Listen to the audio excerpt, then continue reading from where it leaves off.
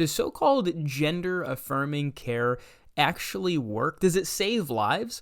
Well, no, but despite the truth, despite the facts, I came across this post by Oregon House Democrats claiming that gender-affirming care reduces suicidality among youth by 73%. Now, initially, I couldn't find any source for this. They just make the claim, throw it out into the ether, and I guess the responsibility is on the viewer or the person who sees the post to then go and do the digging and find the statistics or find the source for themselves. And it actually took me quite a while, but I did find what I believe to be the source of this 73% claim. Let's break it down. This claim appears to come from an article published in PubMed, February 1st, 2022. The title is Mental Health Outcomes in Transgender and Non-Binary Youths Receiving Gender-Affirming Care.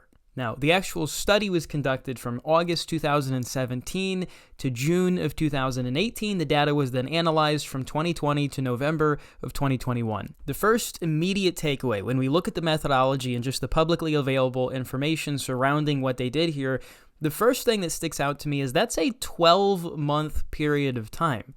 That is extraordinarily short term. And this is important because there does exist a few long-term studies about transvestites, transsexualism, and gender-affirming care, and the results, as we'll get to later, don't mirror or even come close to mirroring the results found in this very short 12-month study. When we look at the reported results from this study, we find that they followed 104 young people, which not exactly a huge sample size, albeit not the smallest sample size I've ever seen either, and they administered to some of them puberty blockers or gender-affirming hormones. So when you see PB or GAH, that's what that stands for. By the end of it, as you can see, they did report 73% lower odds of suicidality among the youths that had initiated puberty blockers or so-called gender-affirming hormones. And by the way, the findings in this study have been completely ripped to pieces. It was extraordinarily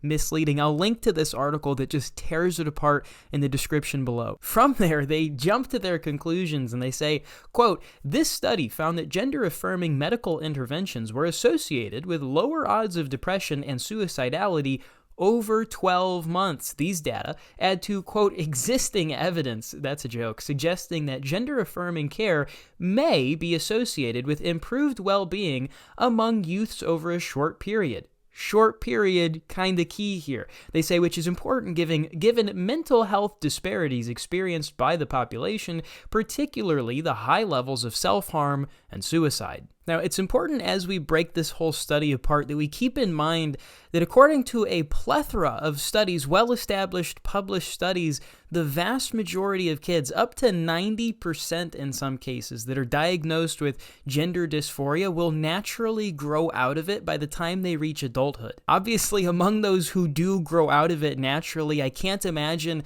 that being prescribed a bunch of hormones and, mutilated into something that you're not is exactly going to be helpful for their mental state. On top of that, it seems like some within the medical community are just completely ignoring the fact that these hormone blockers and chemical castration drugs are actually really dangerous. It's been established for quite some time that there are significant health risks, and it has never been proven that these chemicals are safe to be administered to children. The FDA has even publicly warned that these, puberty blockers are associated with brain swelling and vision loss. There's a very clear reason that this study stopped after 12 months. Listen, there has never once been any long-term study specifically regarding children that proves that this stuff is safe, effective, none of it. We are literally shooting in the dark right now. We have no idea if this is safe to prescribe to these kids. You don't know what happens after 12 months.